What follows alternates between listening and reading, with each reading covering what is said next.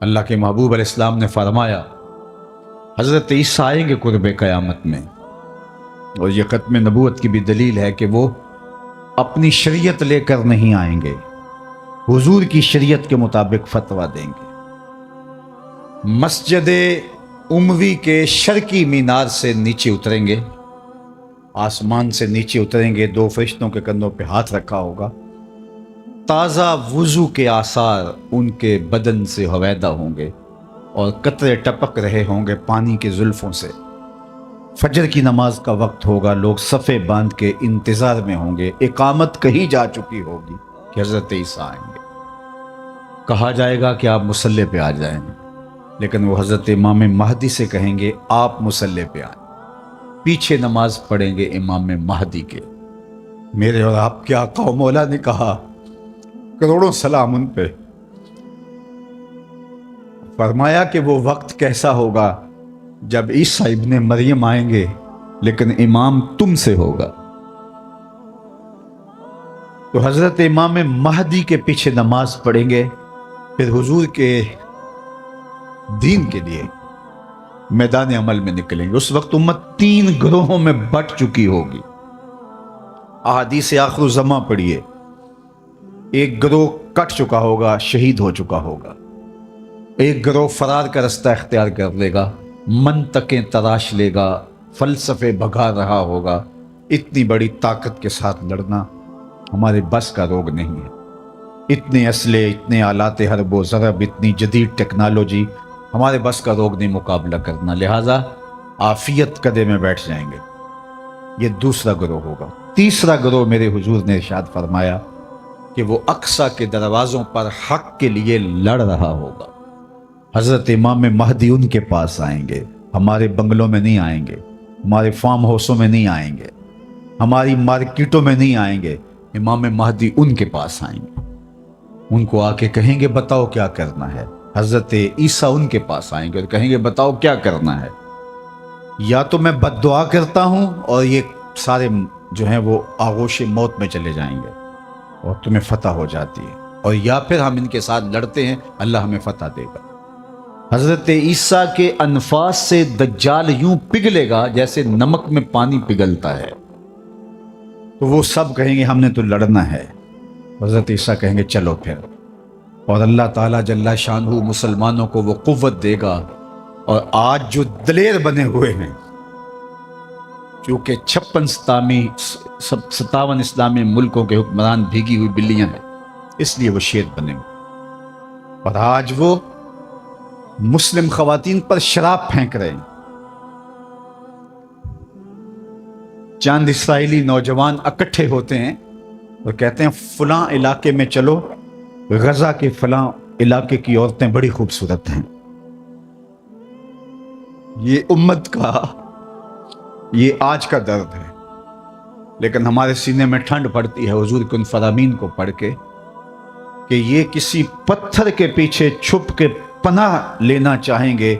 تو مخبر صادق آمنہ کے لال نے فرمایا وہ پتھر آواز دے کے مسلم مجاہد کو کہے گا ادھر آ، یہ ظالم میرے پیچھے چھپا ہوا ہے۔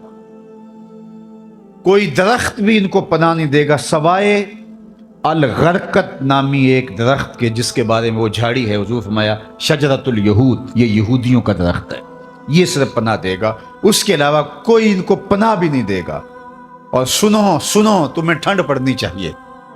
ہمارا اندر سلگ رہا ہے اس وقت امت کے حالات کو دیکھ کے، لیکن خزاں کے بعد کا موسم بہار ہوتا ہے، انشاءاللہ وہ وقت آنے والا ہے، اور یہ حضور کا فرمان اور صحیح حدیث ہے۔ اللہ کے محبوب نے ارشاد فرمایا پتھر اور گارے سے اور اینٹ اور جو ہے وہ مٹی سے بنا ہوا کوئی گھر، اون اور چمڑے کا بنا ہوا کوئی خیمہ پھر ایسا نہیں رہے گا جہاں کلمۃ الاسلام داخل نہیں ہوگا۔ گویا شرق سے غرب تک، شمال سے جنوب تک، کائنات کی ایک ایک چھت پہ جھنڈا میرے حضور کے نام کا جھول رہا ہوگا۔ اللہ کا وعدہ ہو والذی ارسل رسولہ بالہدی ودین الحق لیظہرہ علی الدین کلہ، اللہ نے وعدہ کیا کہ دین اسلام کو میں غالب کر کے رہوں گا، رسول کو بھیجا اس لیے ہے، اور وہ زمانہ وہ وقت دیکھے گا 40 سال تک خلافت علی منہاج النبوہ قائم رہے گی، حتیٰ کہ بکری گھاٹ کے اوپر پانی پی رہی ہوگی تو شیر آئے گا تو ایک کونے میں پانی پی کے چلا جائے گا، اس کو ہمت نہیں ہوگی کہ بکری کو آنکھ اٹھا کے دیکھے کہ مسلمانوں کا خلیفہ بیٹھا ہوا ہے۔ 40 سال تک یہ امن قائم رہے گا اور پوری دنیا کے اوپر جھنڈے میرے حضور کے جھولتے رہیں گے۔ اور یہ وقت آنا ہے، میں نے اور آپ نے اپنی نسلوں کو بتا کے جانا ہے دجال کے بارے میں۔ صحابہ دجال کے بارے میں اپنی نسلوں کو یوں سکھاتے تھے جیسے قرآن کی آیتیں سکھائی جاتی ہیں۔ صحابہ کہتے ہیں حضور نے ہمیں دجال کے بارے بتایا، اور تھوڑے فاصلے پر کھجور کا ایک جھنڈ تھا اور حضور بیان کر رہے تھے، اور اس طرح حضور نے کہا کہ بس وہ بہت جلد آنے والا ہے، تو ہمیں لگا کہ اس جھنڈ کے پیچھے ہوگا، کہیں ابھی نکل کے آ جائے گا۔ اس قدر صحابہ کو بتایا کہ بہت جلد دجال ظہور پذیر ہونے والا ہے، اور آج تو دجالی فتنے پوری طرح سے محو نفوذ ہیں، اور گلی گلی دجال اپنی تمام تر توانائی کے ساتھ مسلمانوں کو جو ہے وہ کیپچر کر رہا ہے۔ میں کہتا ہوں اگر ہم نے اپنی نسل کو نہ بتایا تو آنے والی نسل ہماری دجال کے قبضے میں ہوگی، اگر اس کے ساتھ نفرت پیدا نہ کی تو، چونکہ وہ بھرپور پیکج بھی دے گا، زندہ بھی کرے گا، مارے گا بھی۔ آج بھی لوگ کہتے ہیں جناب جو ہے وہ ہم نے اپنی معیشت بھی تو بچانی ہے، ہمارے ایوان بالا کے اندر قرارداد پیش کی کہ ہمیں بھی ڈالر چاہیے، تو وہ پیکج بھی دے گا اور دوسری جانب خوف بھی دے گا، اور بہت سارے لوگ دجال کے ساتھ کھڑے ہو جائیں گے، لیکن جن کے سینے میں ایمان کا چراغاں ہوگا وہ ٹکڑے ٹکڑے بھی کر دے گا، پھر بھی کلمہ حق نہیں چھوڑیں گے۔ ہم نے اپنے آپ کو اتنا مضبوط کرنا ہے، اپنی نسلوں کو اتنا مضبوط کرنا ہے، یہ کسی صورت کے اندر بھی دجال کے ساتھ کھڑی نہ۔ یہ جو 30 جھوٹے نبوت کے دعوے دار ہیں، ان کو کذاب بھی کہا گیا، ان کو دجال بھی کہا گیا، اور دجال اعظم بڑا دجال وہ سب سے آخر میں آنے والا ہے، لیکن وہ اس کا استدراج تو ہوگا جو کچھ دیر چلے گا، لیکن حضرت عیسیٰ کے انفاس سے وہ پگھل جائے گا اور اللہ اسلام کا بول بالا کرے گا۔ تو آج نہیں تو کل اسلام کا بول بالا ہونے والا ہے۔ ان مشکل حالات میں تذبذب میں مبتلا نہیں ہونا، کمزوری میں نہیں آنا۔ یہ مشکل حالات ہیں اس وقت امہ کے اوپر، اور 56-57 اسلامی ملک جو ہے وہ ہتھیار پھینک چکے ہیں۔ یہ کل کا ہی آپ جنرل اسمبلی کا اجلاس اٹھا کے دیکھیے، کشمیر کی بات کی ہی نہیں گئی، چھوڑ دیا کشمیر کو، فلسطین کا بھی نام چھوڑ دیں کوئی پرواہ نہیں، زمانہ چھوڑ دیں۔ میں کہتا ہوں مالک وہ جو ڈٹے ہیں اقصیٰ کے دروازے پہ، ان کے حوصلے نہ ٹوٹنے دینا، ان کو سر بلند رکھنا، ان کو اونچا رکھنا، اور ان کے پیغام کا ابلاغ دنیا کے اوپر ہوگا، اور انشاءاللہ وہ وقت آنے والا ہے کہ پوری دنیا کے اوپر اسلام کا غلبہ ہوگا۔ آ ملیں گے سینہ چاکانے چمن سے سینہ چاک، بزم گل کی ہم نفس باد صبا ہو جائے گی، شبنم افشانی پیدا کرے گی میری سوز و ساز، اس چمن کی ہر کلی درداش نہ ہو جائے گی، آسماں سار کے نور سے ہوگا آئینہ پوش، اور ظلمت رات کی سیما پا ہو جائے گی، شب گریزاں ہوگی آخر جلوائے خورشید سے، یہ چمن معمور ہوگا نغمہ توحید سے۔ انشاءاللہ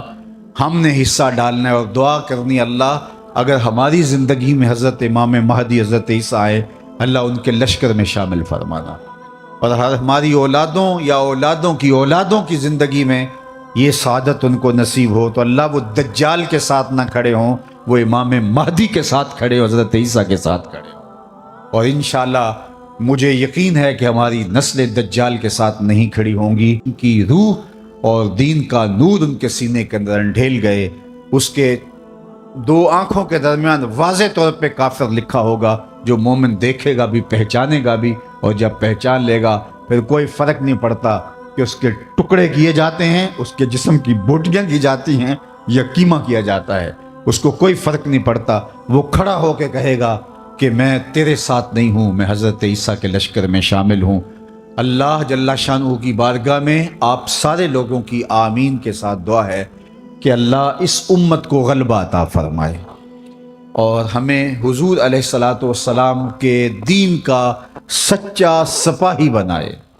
اور دنیا آخرت کی بلائیاں ہمارا مقسوم کرے،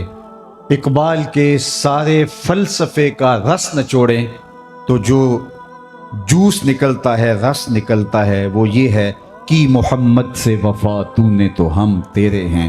یہ جہاں چیز ہے کیا لوح و قلم تیرے ہیں۔ اقبال کہتا ہے حضور سے وفا کر لو، پھر قلم بھی تمہارے ہاتھ میں دے دیں گے، تختی بھی تمہیں ہی دے دیں گے، لوح بھی تمہیں پکڑا دیں گے، پھر تمہاری تقدیر کے فیصلے واشنگٹن میں نہیں ہوں گے، بلکہ خدا بندے سے خود پوچھے گا بتا تیری رضا کیا ہے۔ انور نکالتے ہیں اور پہرے پر مامور اس صحابی کو ارشاد فرماتے ہیں کہ تم چلے جاؤ، میری حفاظت میرے رب نے اپنے ذمہ کرم پہ لے لی۔ سوال یہ ہے کہ جتنے بھی پیغمبر، نبی، رسول جتنے بھی پیغمبر، نبی اور رسول تشریف لائے ہیں، اللہ جل شانہ کے سچے اور فرستادہ رسول اور پیغمبر تھے، انہیں شہید کیا گیا، لیکن اللہ نے ان کی حفاظت نہیں فرمائی۔ حضور بھی اللہ کے نبی ہیں، لیکن اللہ نے اپنے محبوب کی حفاظت اپنے ذمہ کرم پہ لی اور کہا کہ محبوب تیری حفاظت ہمارے ذمہ رہی۔ تو یہ ایک دوسرا سوال ہے۔ قرآن بھی اللہ کی کتاب اور باقی کتابیں بھی جو اس سے پہلے نازل ہوئیں وہ بھی اللہ کی کتاب۔ حضور اللہ کے رسول، باقی اس سے قبل جو رسول اور پیغمبر ہوئے وہ بھی اللہ کے فرستادگان، ان کی حفاظت اپنے ذمہ کرم پہ نہیں لی، حضور کی حفاظت اپنے ذمہ کرم پہ لی۔ اس کا جواب ہی ختم نبوت کی دلیل ہے، اور وہ یہ کہ اگر کسی کتاب میں تحریف راہ پا جاتی ہے تو کوئی بات نہیں، نئی کتاب اترنے والی ہے، اور لوگوں کے لیے ہدایت کا سرچشمہ سوکھنے والا نہیں، نئی کتاب آنے والی ہے۔ کوئی بات نہیں، ایک کتاب میں تحریف راہ پا گئی ہے تو دوسری کتاب آئے گی، اس میں تحریف کر لی تیسری کتاب آئے گی، اس میں تحریف کر لی تو چوتھی کتاب آئے گی۔ قرآن کے بعد چونکہ کوئی کتاب نہیں ہے، فَبِأَيِّ حَدِيثٍ بَعْدَهُ يُؤْمِنُونَ، اس کے بعد تم کس پہ ایمان لاؤ گے؟ اگر اس میں بھی تحریف کی راہ پائی جاتی ہے تو پھر قیامت تک آنے والے انسانوں کے لیے ہدایت کا کوئی سرچشمہ نہیں ہوگا۔ تو قرآن کی حفاظت کا ذمہ اپنے ذمہ کرم پہ لینا اس بات کی دلیل ہے کہ قرآن کے بعد کوئی کتاب اترنے والی نہیں ہے۔ ایک پیغمبر کو شہید کر دیا جاتا ہے، کوئی بات نہیں، اس کی جگہ نیا پیغمبر آنے والا ہے، اتمام دین کرے گا، اتمام توحید کرے گا، اللہ کے پیغام کا ابلاغ کرے گا، رشد و ہدایت کا چشمہ سوکھے گا نہیں، اس کے ذریعے سے نور بٹتا رہے گا، اجالے پھیلتے رہیں گے۔ دوسرے نبی کو شہید کر دیا جاتا ہے، تیسرے نبی کو، لیکن حضور علیہ السلام کی حفاظت اللہ نے اپنے ذمہ کرم پہ لی کہ محبوب آپ نے اتمام دین کرنا ہے، اگر آپ کو نقصان پہنچ جاتا ہے تو پھر اتمام دین کون کرے گا؟ حضور علیہ السلام کی حفاظت کا اللہ کے ذمہ کرم پہ ہونا اس بات کی دلیل ہے کہ حضور کے بعد کوئی پیغمبر آنے والا نہیں۔ پس خدا بر ما شریعت ختم کر، بر رسول ما رسالت ختم کر۔ لیکن جعلی لوگ، دو نمبر لوگ اپنے آپ کو نبوت اور رسالت کے دعوے کے ساتھ سامنے لاتے رہیں گے، اور وہ اللہ کے محبوب نے پہلے ارشاد فرما دیا کہ میرے بعد 30 کے قریب دجال آئیں گے جو یہ دعویٰ کریں گے، یہ گمان کریں گے کہ ہم نبی ہیں، ہم رسول ہیں، لیکن فرمایا کہ میرے بعد کوئی رسول نہیں ہے، میں آخری نبی۔ تو مختلف ادوار کے اندر لوگ آتے رہے اور جنہوں نے ادعائے نبوت کیا۔ خود جناب رسالت مآب صلی اللہ علیہ وآلہ وسلم کے زمانے میں مسیلمہ کذاب یمامہ کا ایک شخص اٹھا اور اس نے کہا کہ میں پیغمبر ہوں، اور 40,000 لوگ اپنے گرد اس نے جمع کر لیے، اور حضرت سیدنا صدیق اکبر رضی اللہ تعالی عنہ نے اس کے معارضے میں، اس کے مقابلے میں باقاعدہ فوج بھیجی، 13,000 के करीब लश्कर जाके उसका मुआवजा करता है, उसका मुकाबला करता है और उसे शिकस्त फाश देता है। और इस रास्ते के अंदर उस जंग में 1200 मुसलमान शहीद होते हैं। अगर आपकी तवज्जो मेरी जानिब मबजूल हो और गौर और तदब्बर के साथ सुनने का मिजाज अगर आप रखते हैं तो बहुत गौर व फिक्र के साथ सुनने की बातें हैं कि 27 जंगें हुजूर ने लड़ी हैं अपनी ज़िंदगी में हयात तैयबा में। 10 साला ज़िंदगी जो मदनी है उसमें 27 जंगें हुई हैं। उन 27 जंगों के अंदर जो टोटल नुकसान हुआ है जानों का, जो शहादतें हुई हैं मुसलमानों की, उनकी तादाद 1000 से भी कम है। 27 जंगों के अंदर जो मुसलमान शहीद हुए हैं वो 800 से कुछ ऊपर नीचे, 1000 तक भी उनकी तादाद नहीं पहुंचती। उसमें बदर भी है, उसमें ओहद भी है, जंगे हुनैन भी है, गज़वाए तबूक भी है, जंगे यरमूक भी है। कितने बड़े बड़े मार्के हैं, गज़वाए ओहद भी है। लेकिन टोटल जो मुसलमानों को शहादतें नसीब हुई इन 27 जंगों में, उनकी तादाद है 1200 और 800 के आगे पीछे। और सिर्फ मुसैलमा कज़्ज़ाब ख़त्म नबूवत के बागी के ख़िलाफ़ जो एक जंग लड़ी गई दौरे सिद्दीकी में, उसमें सिर्फ 1200 लोगों ने जाने वारी हैं। 27 जंगों में इतनी शहादतें नहीं हुई जितनी इस एक जंग में शहादतें हुई हैं। ये बात समझने के लिए काफ़ी है कि ख़त्म नबूवत का मसला कितना हसास मसला है। और इस हवाले से सदर अव्वल के मुसलमान सहाबा, उन्होंने कोई कंप्रोमाइज़ नहीं किया और पूरी कुव्वत के साथ डट करके जालिमों का मुकाबला किया। एक तो इस बात को हम अच्छी तरह समझ लें। दूसरी बात वो ये कि 30 के करीब हुजूर ने फरमाया दज्जाल आएंगे और जो इद्दिया करेंगे, दावा करेंगे कि मैं नबी हूँ, रसूल हूँ, और वो झूठे होंगे। और मुख्तलिफ अदवार में लोग आते रहे, मुसलमा कज़्ज़ाब, असवद अंसी और सजा, ये तो उसी ज़माने में आ गए। बाकी उसके बाद आज तक मुख्तलिफ ज़मानों में मुख्तलिफ लोग आते रहे। लेकिन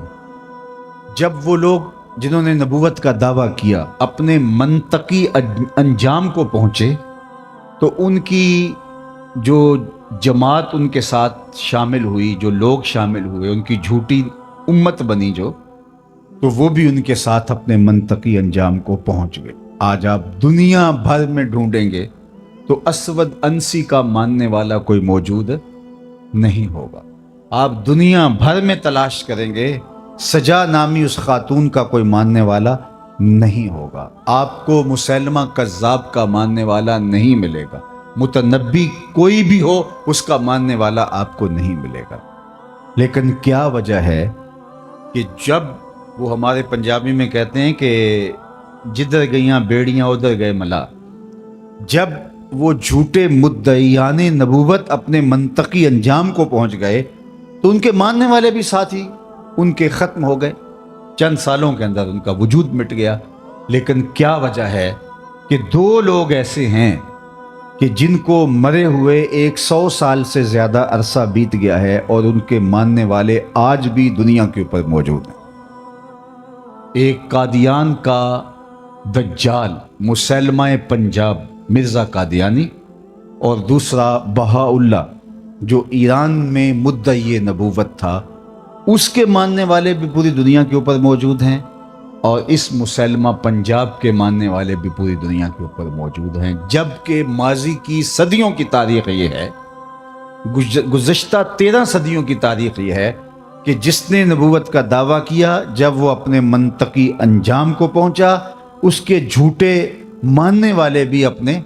अंजाम को पहुंच गए और ख़त्म हो गए। लेकिन इन 2 लोगों के मानने वाले आज भी दुनिया के ऊपर मौजूद हैं।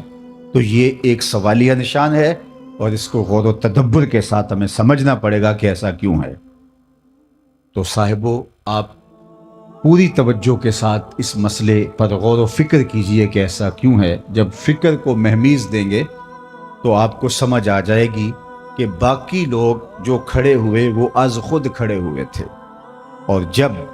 وہ اپنے منطقی انجام کو پہنچے ان کے ماننے والے بھی ختم ہو گئے۔ لیکن یہ جو دو لوگ تھے جنہوں نے نبوت کا دعویٰ کیا، یہ خود نہیں کھڑے ہوئے تھے، ان کو کھڑا کیا گیا تھا۔ جب نو آبادیاتی نظم سکڑنے لگا تھا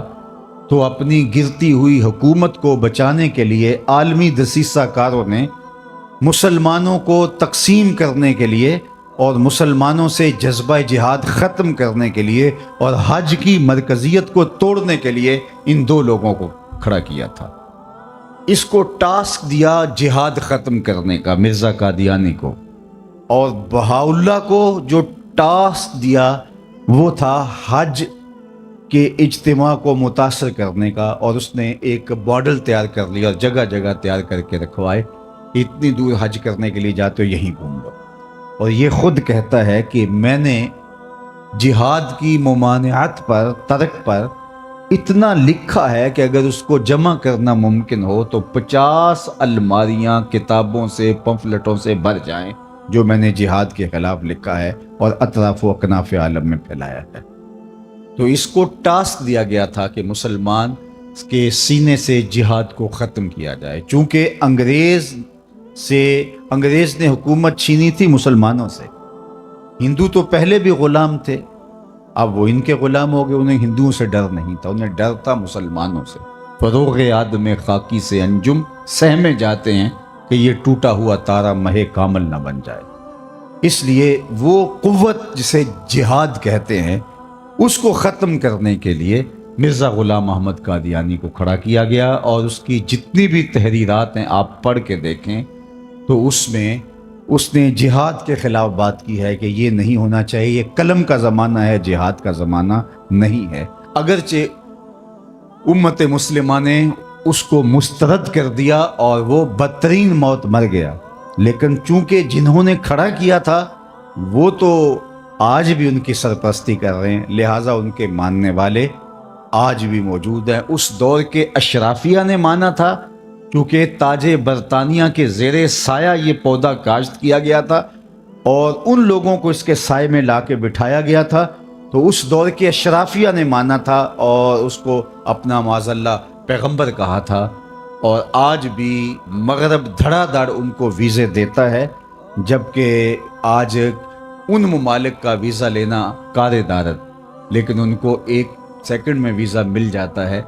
اور وہ اس لیے کہ ان کے سرپرست جو ہے وہ ان کو جو ہے وہ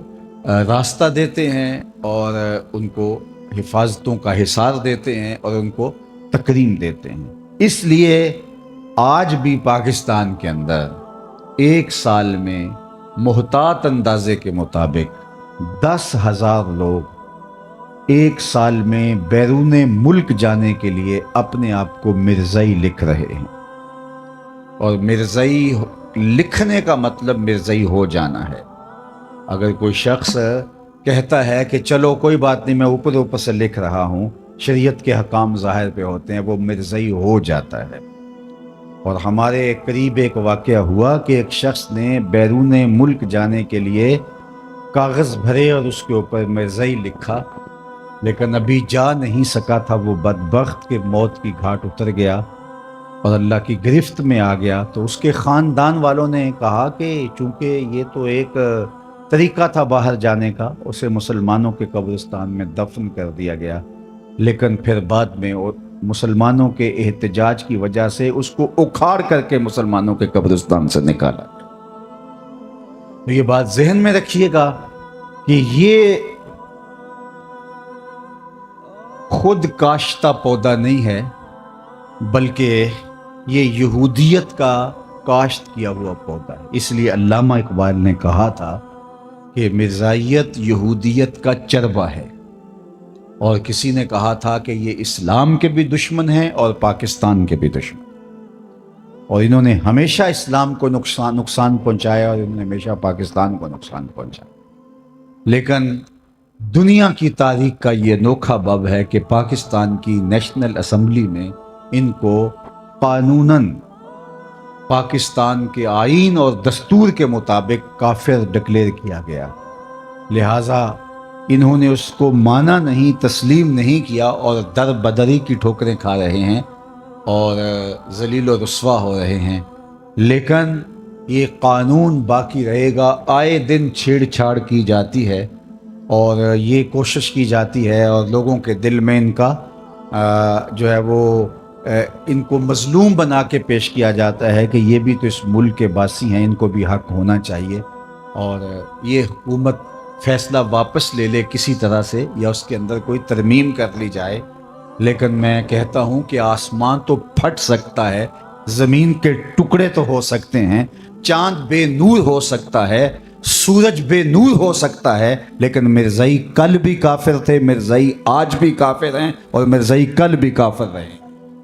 مرزائی کبھی بھی جو ہے وہ اس دائرے سے نہیں نکل سکتے، چونکہ جو حضور کے ختم نبوت کا منکر ہے وہ کافر ہے۔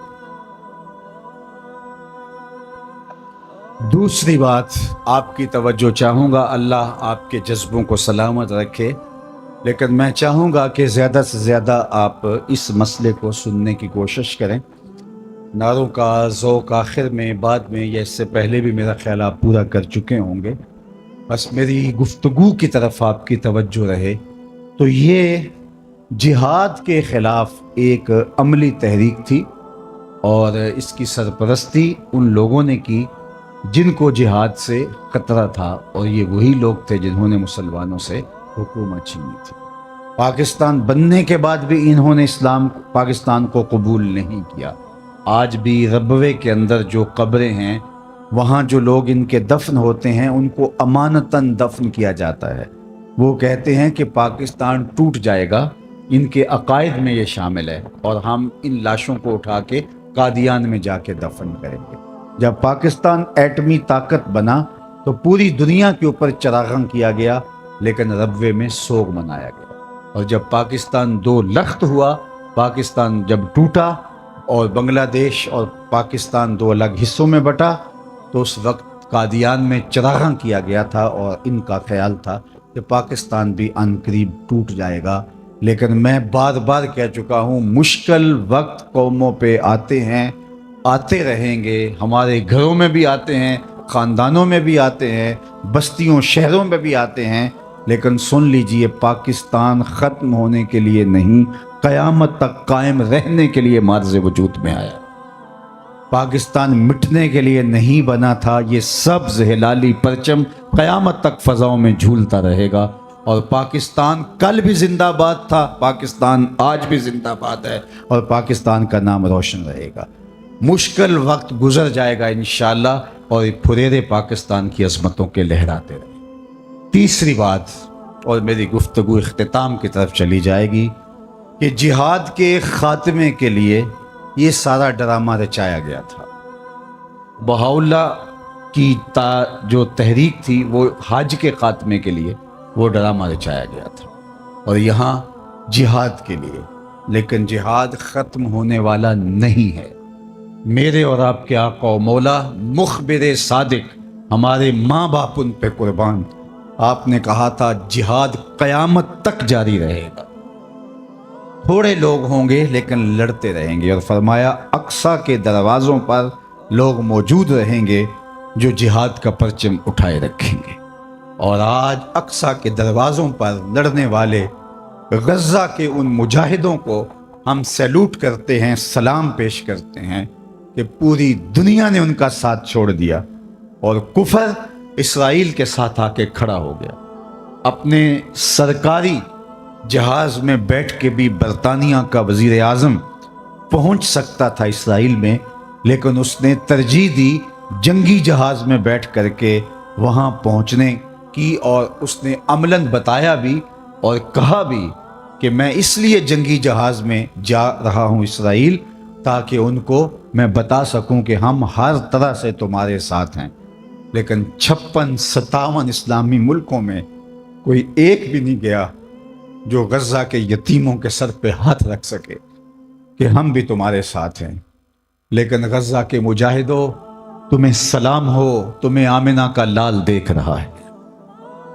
سنو، میرے حضور نے ارشاد فرمایا،